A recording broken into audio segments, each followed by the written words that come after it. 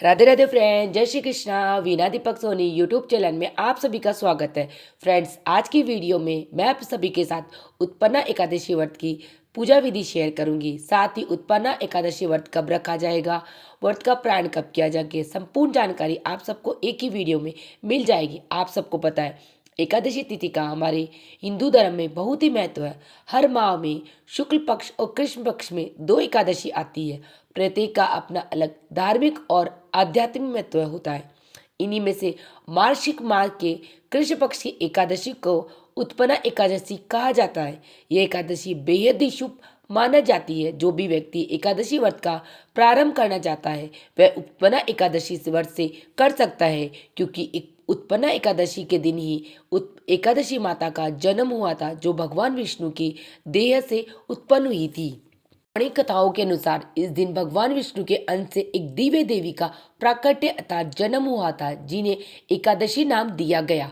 कथा के अनुसार जब भगवान विष्णु हमारे 4 महीने की योग निद्रा में थे, तभी मूर नाम के एक राक्षस ने उन पर आक्रमण करने का प्रयास किया। उस समय विष्णु भगवान के शरीर से एक तेजस्वी देवी का उद्भव अर्थात जन्म हुआ, जिन्होंने मूरासुर नाम के राक्षस का वध करके भगवान की रक्षा की।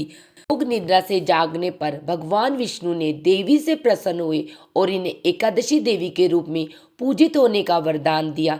इसी मान्यता के कारण जो व्यक्ति इस दिन विधिवत एकादशी व्रत रखकर भगवान विष्णु की आराधना करता है, उसके दुख दर्द से मुक्ति मिलती है और जीवन में सुख, समृद्धि और सौभाग्य का वास होता है। इसीलिए इस दिन हमारी एकादशी माता का जन्म हुआ, इसीलिए उसे उत्पन्ना एकादशी व्रत कहा जाता है। तो अगर आप एकादशी व्रत का प्रारंभ करना चाहते हो तो आप लोग उत्पन्ना एकादशी से व्रत से प्रारंभ कर सकते हो। अब मैं आप लोगों को उत्पन्ना एकादशी व्रत कब रखा जाएगा उसके बारे में बताती हूँ। हिंदू पांचांग के अनुसार मार्गशीर्ष मास के कृष्ण पक्ष की एकादशी तिथि 15 नवंबर 2025 को सुबह 12:49 पर आरंभ हो रही है, जो 16 नवंबर को सुबह 2:37 पर समाप्त होगी।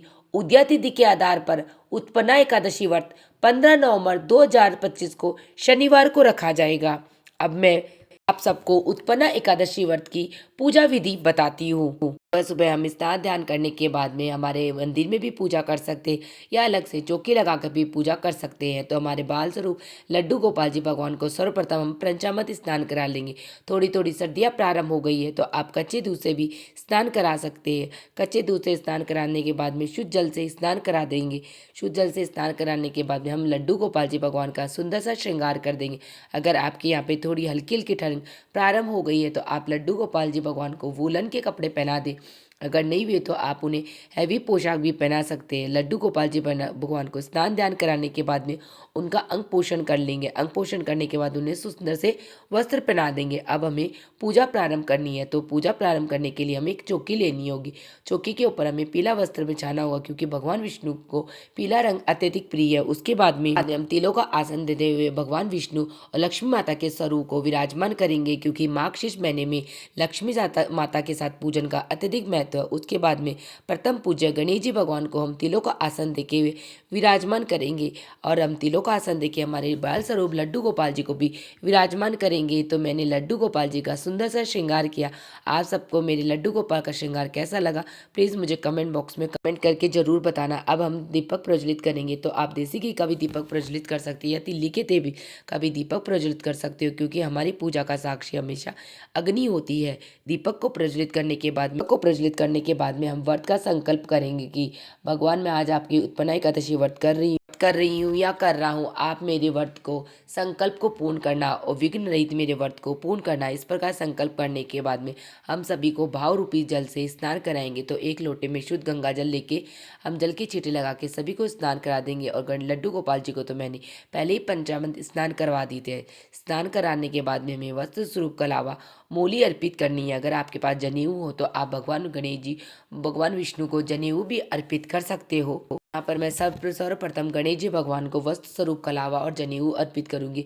उसके बाद में भगवान विष्णु और लक्ष्मी माता को वस्त्र स्वरूप मूली और जनेऊ अर्पित करूंगी। और उसके कहा जाता है कि अगर आप एकादशी व्रत का प्रारंभ करना चाहते हो तो आप उत्पन्ना एकादशी व्रत से प्रारंभ कर सकते हो। वैसे तो हम शुक्ल पक्ष की एकादशी से कोई व्रत का प्रारंभ करते हो, लेकिन उत्पन्ना एकादशी से हमारी एकादशी माता का जन्म प्राकट्य हुआ था, तो आप लोग कृष्ण पक्ष की उत्पन्ना एकादशी व्रत से भी व्रत का प्रारंभ कर सकते हो। पर मैंने भगवान विष्णु लक्ष्मी माता को मोली रूपी वस्त्र कलावा अर्पित कर दिया और लड्डू गोपाल का तो मैंने पहले ही श्रृंगार कर दिया था। अब हम सभी को तिलक करेंगे। तो सर्वप्रथम रूली से तिलक करेंगे गणेश जी भगवान को, उसके बाद में भगवान विष्णु, लक्ष्मी माता और लक्ष्मी माता के अष्ट स्वरूप सभी को, फिर लड्डू गोपाल, इन सभी को हम तिलक कर देंगे। उसके बाद में हल्दी और चंदन का तिलक भी हमें अवश्य लगाना है, क्योंकि भगवान विष्णु को हल्दी अत्यधिक प्रिय है। तो यहाँ पे हम सभी को हल्दी और रोली और चंदन का तिलक भी कर देंगे। उसके बाद में हमें तिल समर्पित करना है, क्योंकि आप सबको पता है एकादशी व्रत में चावलों को छूना मना होता है, इसे हमें चावल की जगह तिल का यूज़ करना है और तिल ही हमें सभी को अर्पित करना है। तो यहाँ सर्वप्रथम गणेश जी भगवान को तिल अर्पित कर दूंगी। उसके बाद में भगवान विष्णु, लक्ष्मी माता के स्वरूप को सभी को और लड्डू गोपाल जी भगवान। उसके बाद में थोड़े से तिल के दाने में दीपक में डाल दूंगी। कहा जाता है कि जितने तिल तड़कते हैं उतने हमारे कष्ट दूर होते हैं। तो मैं दीपक को भी तिल अर्पित कर दूंगी। उसके बाद में मेरे को सभी को हम फूल पुष्प अर्पित करेंगे। अगर आपके पास लाल फूल हो तो आप गणेश जी भगवान को लाल, माता रानी को लाल पुष्प अर्पित करते हैं। अगर नहीं हो तो आप सभी को जो फूल पुष्प हो वह भी अर्पित कर सकते हैं। और यहाँ पे भगवान विष्णु को मैंने उनके प्रिय पीले फूल अर्पित किया। उसके बाद में अगर आपके पास फूल पुष्प नहीं भी हो तो आप बिना फूल पुष्प की पूजा कर सकते हो, क्योंकि पूजा में हमेशा में आपके मन का भाव देखा जाता है। उसके बाद में हम भोग अर्पित करेंगे और मैं सर्वप्रथम गणेश जी भगवान को भोग अर्पित करूंगी, क्योंकि आप सबको पता है गणेश जी भगवान तुलसी पत्र नहीं चढ़ता और भगवान विष्णु तुलसी पत्र के बिना भोग ग्रहण नहीं करते, इसलिए मैं दोनों को अलग अलग भोग अर्पित करूंगी। उसके बाद में भगवान विष्णु को मैंने तुलसी पत्र भी चढ़ाया, क्योंकि आप एकादशी व्रत में या वैसे भी विष्णु भगवान को हमारे जो भी भोग प्रसाद चढ़ाया जाता है उसमें तुलसी पत्र अवश्य चढ़ाया जाता है। तो आप जो भी भोग प्रसाद चढ़ाओ उनमें तुलसी पत्र आवश्यक हो। उसके बाद में आपके पास जो भी ऋतुफल हो उसका भोग भी हम विष्णु भगवान को लगाएंगे। इस प्रकार हम सभी को भोग अर्पित कर देंगे। भोग अर्पित करने के बाद में हमें जल भी अर्पित करना है। तो यहाँ पे मैंने जल अर्पित करना। उसके बाद में हमें एकादशी व्रत की कथा कहानी सुननी रहती है। तो कहानी सुनने के लिए मैं अपने सीधे हाथ में थोड़े से तिल के दाने लेकर और फूल पुष्प लेकर एकादशी व्रत की कथा कहानी सुनेंगे। अगर मैं यहाँ पे कथा कहानी सुनाती तो वीडियो अत्यधिक लंबा हो जाता, तो मैं कहानी का वीडियो आप लोगों के लिए अलग से डाल दूंगी।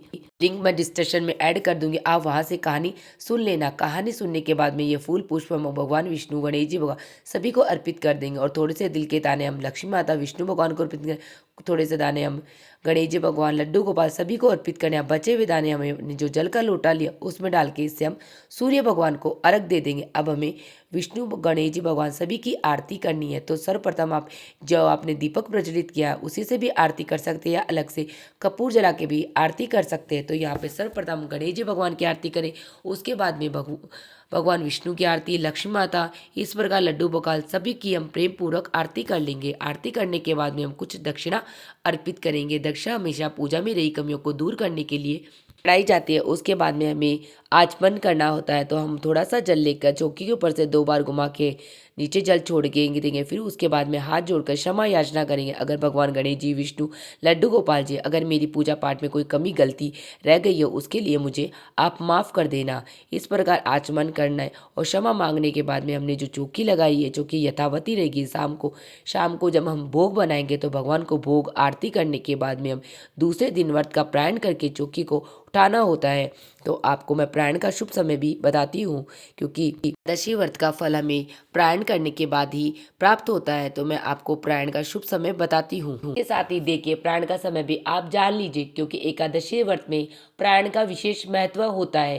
प्रायण के बाद ही व्रत पूर्ण माना जाता है। तो 15 नवंबर को हम व्रत रखेंगे और 16 नवंबर को सुबह 7:15 से लेकर 8:45 तक प्रायण का शुभ समय है, या फिर दोपहर में 1:10 से लेकर 3:08 तक प्राण का शुभ समय रहेगा। इस तरह से हमारी उत्पन्ना एकादशी की पूजा पूर्ण होती है और इस दिन से यानी उत्पन्ना एकादशी से व्रत का शुरू करने का विधान माना गया है। तो उम्मीद है आप करती हूँ कि आप सबको मेरी वीडियो पसंद आई है। अगर वीडियो आप लोगों के लिए थोड़ा सा भी यूजफुल है तो प्लीज़ वीडियो को लाइक कर लेना और चैनल को सब्सक्राइब कर लेना, जिससे आने वाली वीडियो के नोटिफिकेशन आप लोगों को मिल सके। वीडियो देखने के लिए आप सभी का धन्यवाद। मिलते हैं नेक्स्ट वीडियो में। राधे राधे फ्रेंड, जय श्री कृष्णा। और वीडियो देखने के लिए आप सभी का धन्यवाद। मिलते हैं नेक्स्ट वीडियो में। राधे राधे फ्रेंड, जय श्री कृष्णा।